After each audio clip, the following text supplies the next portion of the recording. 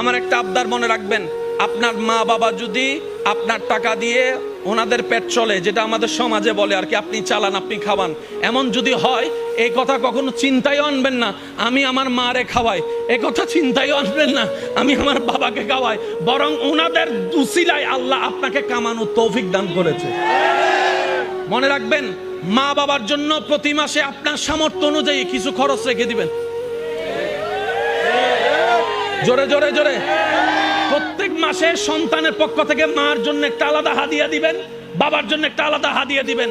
ওনাদের যেন চাইতে না হয়, বুক ফুলায় কাজ করেন, মার জন্য দেন, বাবার জন্য দেন। ঘরে বউ থাকলে বউকে বলেন, ও বউ, তোমার মা বাবা রেখে আসছো, আরেক মা বাবা এখানে আছে, আমি আমার জন্মদাতা মা বাবারও খেয়াল রাখবো, ওই মা বাবার কারণে যে তোমাকে পেয়েছি ওই মা বাবারও খেয়াল রাখার চেষ্টা করব।